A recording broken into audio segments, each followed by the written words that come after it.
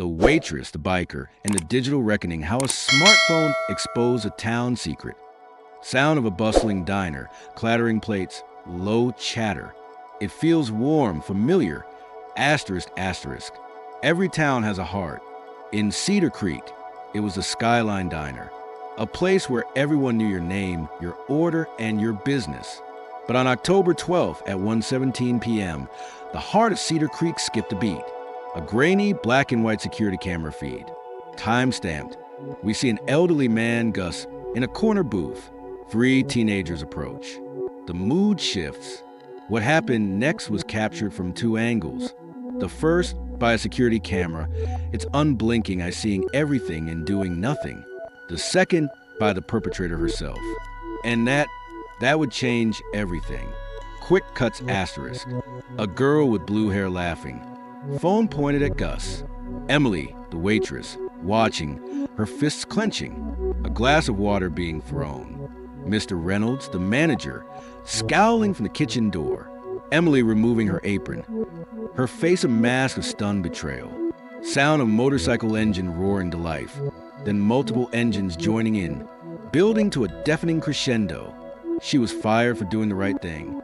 But she had no idea that her act of courage had just triggered a digital chain reaction, that a hidden network was being activated, and that in less than 2 hours, the quiet town of Cedar Creek will be ground zero for a reckoning fueled not by fists, but by data.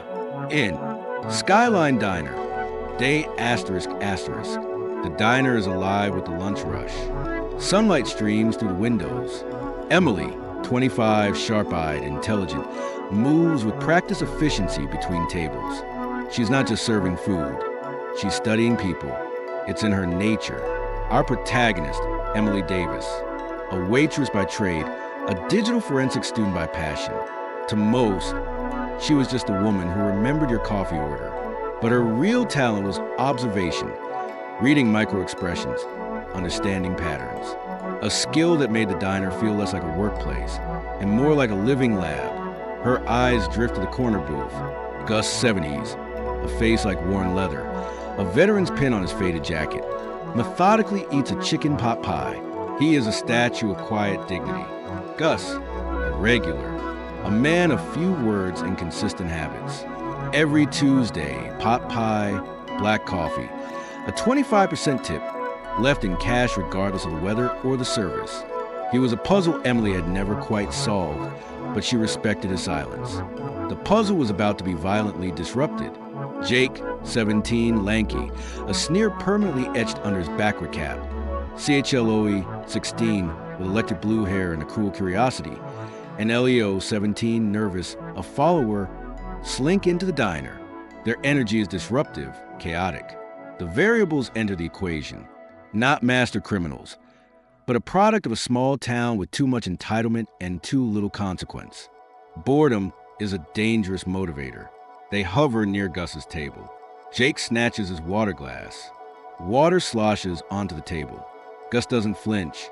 He just sighs, a sigh that carries the weight of a lifetime of such small indignities. Chloe, mocking, pulling out her phone. Say something for the camera. Grandpa, let's get you trending. Hashtag pity party. A split screen. On the left, the grainy, wide-angle security footage. On the right, the crisp, close-up, vertical video from Chloe's phone. The contrast is stark. 2 perspectives. One, objective and detached. The other, subjective and malicious. Both are evidence. But only one, in this moment, is being weaponized. Emily's blood runs cold. She sees the other customers, the regulars, the folks she's known for years. Notice, then quickly look away. They shrink into their seats. The complicity of silence. Emily, to herself, whispering, "Not today." She marches over. Her heart hammers against her ribs, but her voice is a blade. "Emily, hey, leave him alone. Now." Jake scoffs, puffing out his chest. "Jake, relax, lady. We're just having fun. Free entertainment." Emily doesn't blink. She locks eyes with Chloe. "Emily, that video you're filming, it's not just a video. It's evidence. Assault, harassment, The metadata alone, the timestamp location data, will make it really easy for the police to find you. And I'm sure your parents will love the director's cut. Emily doesn't just threaten them with authority. She threatens them with information. She speaks their language, the language of digital permanence. It's a language they understand all too well. The smirk on Chloe's face dissolves into uncertainty. She lowers the phone, muttering expletives. They shuffle toward the door. But Jake, fueled by wounded pride, makes his final move. He grabs a glass and throws the remaining water into Gus's lap. The cold shock makes Gus finally jolt. The teens flee, their laughter echoing. Emily is at his side instantly with a towel. Gus, voice like gravel, tired. Not your fault, kid. Some folks are just rotten to the core. Emily, eyes blazing. They shouldn't get away with it. Gus looks at her, a new respect in his eyes. Most do. A voice cuts through the diner's tension. Mr. Reynolds, OS. Emily, my office. Now. Mr. Reynolds, 50s, a man whose soul has been slowly eroded by balance sheets, stands by the kitchen, his arms crossed, his face a thundercloud. Int, manager's office, continuous asterisk asterisk. The office is cramped, smelling of old coffee and anxiety. Reynolds, that family, the Millers, they spend over $500 a week here. You can't threaten customers. Emily, I was protecting one, and she was filming the whole thing. It's on the security system. We have proof. Reynolds, cutting her off, voice rising.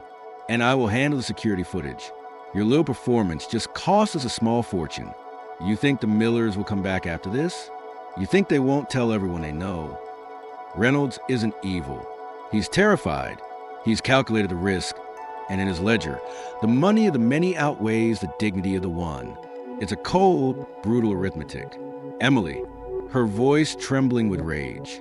So you're saying I should have just let them torture him? Reynolds, rubbing his temples. I'm saying you should have come to me. I would have handled it discreetly. Emily, you weren't handling it. You were hiding. Reynolds' face hardens. The fear is replaced by a need to reassert control. Reynolds, that's enough. Hand over your apron. You're done. The words don't register at first. Then they hit her like a physical blow. Fired for protecting a man, for doing the one thing nobody else would. In that moment, Emily learns a harsh lesson. Sometimes, the system isn't designed to protect the righteous. It's designed to protect itself. With numb fingers, she unties her apron. The humiliation is a hot flush on her neck. She places the folded fabric on his desk and walks out without a word. EXT diner parking lot later. Emily sits in her beat-up sedan, gripping the steering wheel. The adrenaline fades, leaving a hollow, sick feeling in her gut. Rent is due in 2 weeks. How is she going to tell her mom? Her phone buzzes. A text from her best friend, Lisa. Lisa, asterisk K, diner drama. Heard something went down. You okay? Asterisk. Before she can reply, a knock on her window makes her jump. Gus stands there. His expression is unreadable. She rolls down the window. Emily. Hey, Gus. I'm so sorry about all that. Gus, don't you be sorry. I am. He studies her face, seeing the shock and the fear. Gus, you got a spine, kid. A real one. That's a rare thing. He reaches into his jacket and pulls out a plain white card. On it, a single phone number is written in bold, black ink.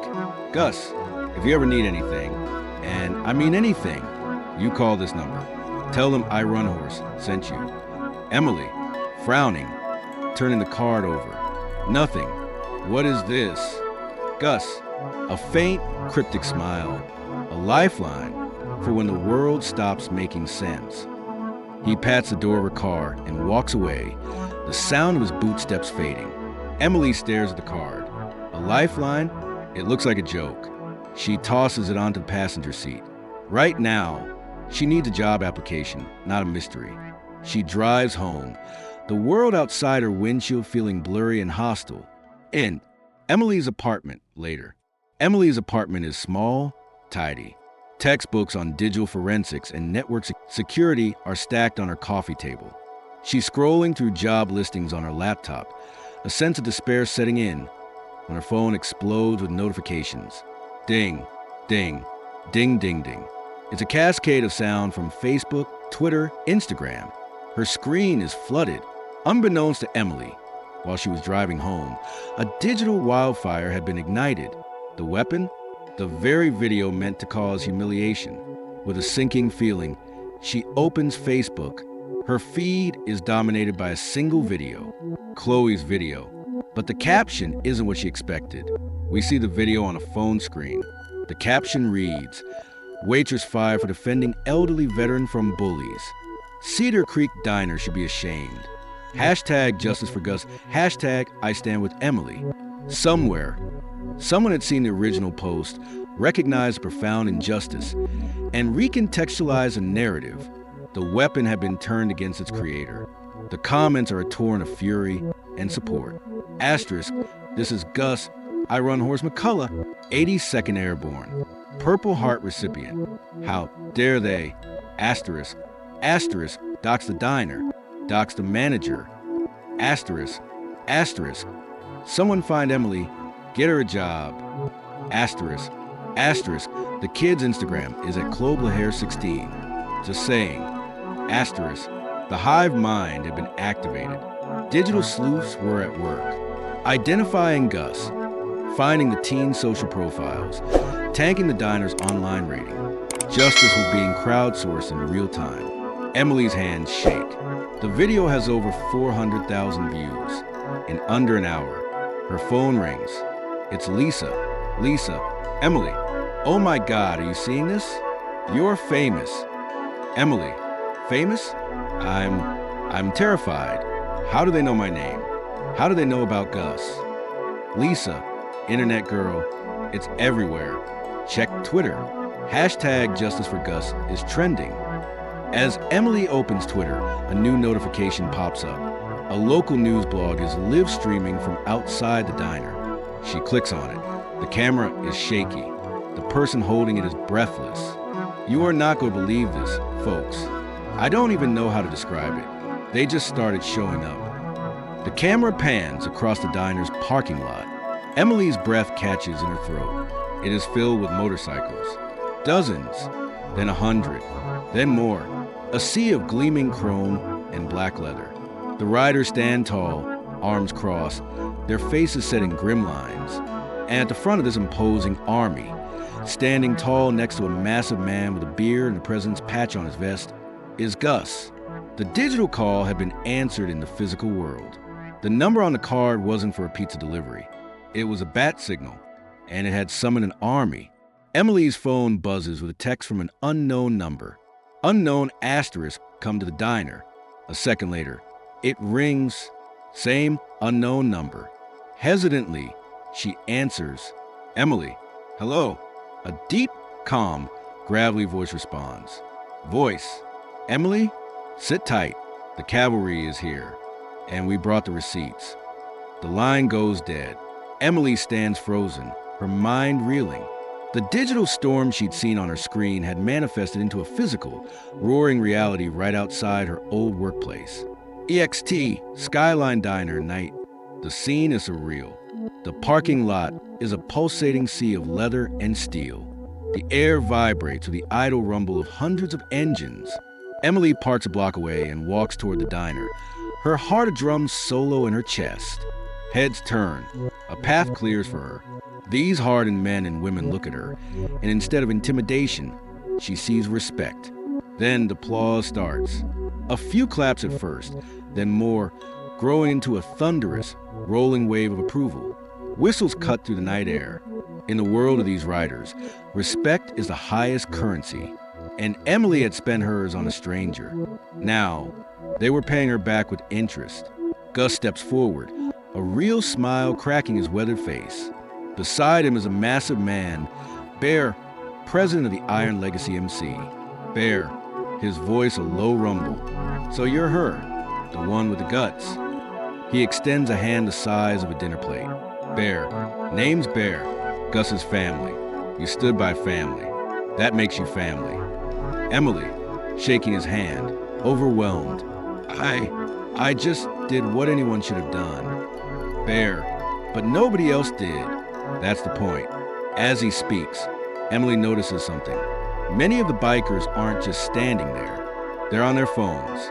They're filming, live streaming, taking pictures. A montage of screens. A Google Maps page for the Skyline Diner. The rating plummets from 4.2 to 1.5 stars in real time as one-star reviews flood in. A Yelp page inundated with negative reviews, citing toxic management and cowardice. Twitter posts with hashtags #boycott Skyline Diner and #hire Emily. This wasn't just a show of force. It was a coordinated digital strike, a distributed denial of service attack on the diner's reputation. Their presence was the exclamation point on a sentence already written online. The diner door swings open. Mr. Reynolds steps out. He is as pale as the apron he used to wear. He looks at the sea of bikers. Then his eyes land on Emily, wide with sheer terror. Bear takes a step forward. The crowd goes silent. Bear, is this the guy? Emily simply nods. Bear's voice booms, amplified by the silence. Bear, that video your patrons posted, it's got 2 million views. Our prospect, our IT guy, already pulled the metadata. GPS confirms the location. Timestamp matches our brother's credit card receipt. The evidence is airtight. You fired the one person in that building with a moral compass. Reynolds looks like he might be sick. Reynolds, please. I can fix this. Emily, your job. You can have it back. A raise. A big raise. All eyes turn to Emily. The power dynamic has completely, utterly flipped. She looks at Reynolds, at his pleading eyes. She looks at Gus, who gives her a slight, almost imperceptible nod. She looks at Bear and the hundreds of people who had dropped everything to stand up for a principle. A slow, steady calm washes over her. The fear is gone. Emily, her voice clear and strong. No. The word hangs in the air. Reynolds flinches as if struck. Emily, I don't want your job. I don't want your money. I want a public video-recorded apology to Gus. Post it on every social media platform you have. I want you to press charges against those teenagers for assault and harassment, using the security footage I preserved before you could delete it. And I want you to donate a year's worth of their family's business to the local Veterans Hall. Emily doesn't just want her job back. She wants systemic justice. She uses the leverage of the moment not for personal gain, but to force a correction in the ledger. She has become the digital detective, laying out the terms of the truth. Reynolds is broken. He nods, frantic. Yes, anything. He turns to Gus, the cameras of 500 people recording him. Reynolds, Gus, Mr. McCullough, I am so deeply sorry. I was wrong. We were wrong. The crowd erupts in a roar of approval. It's over. EXT, diner parking lot later. The bikes begin to rumble to life, preparing to depart. The digital storm will continue online, but their physical mission is accomplished. Lisa finds Emily, hugging her tightly. Lisa, you were amazing. And oh my God, check this. She shows Emily her phone. Job offers are flooding her LinkedIn and email. Restaurants, tech firms, even a prominent security company. An email from Sam Carter, Sentinel Security. Subject, job offer, asterisk message. We saw what happened today. We need people who understand ethics and action. We protect clients from digital and physical threats. Your skills will be invaluable. Call me, asterisk. Emily looks up, stunned. Gus and Bear approach her one last time. Gus, told you it was a lifeline. Bear, the world's changing, kid. Justice has a new partner. He taps the smartphone in his hand. Don't ever lose that spine. They mount their bikes. With a deafening, unified roar, they ride off into the night, leaving behind a silent diner in a changed town. In Emily's apartment, night. Emily sits on her couch, the plain white car with the phone number on her coffee table next to the job offer from Sentinel Security. She looks out the window at the quiet town. The story of the Skyline Diner is a modern parable. It teaches us that the camera in your pocket is not just for selfies. It's a potential tool for justice. That metadata isn't just technical jargon. It's a digital fingerprint. That online communities aren't just abstract concepts. They can be powerful forces for real-world change. But most importantly, it teaches us that courage is the initial spark. One person choosing to do the right thing can activate an entire network. Technology amplified Emily's voice, but it was her character that gave it meaning. In the end, the greatest tool we have for solving crime, whether digital or physical, isn't software or hardware. It's the unwavering courage to speak up when everyone else chooses to be silent. The diner closed permanently 3 months later. The teenagers were charged with assault and ordered to perform community service. Emily Davis accepted a position at Sentinel Security as a digital risk analyst. Asterisk Gus still eats chicken pot pie every Tuesday, just at a different diner. Asterisk. Subscribe to Digital Detective for more stories where technology reveals the truth. Digital Detective presents stories that educate, inspire critical thinking, and highlight the power of technology in uncovering truth. Always verify facts and report wrongdoing through official channels. Please like, share, and subscribe to our channel for more content like this. Thank you.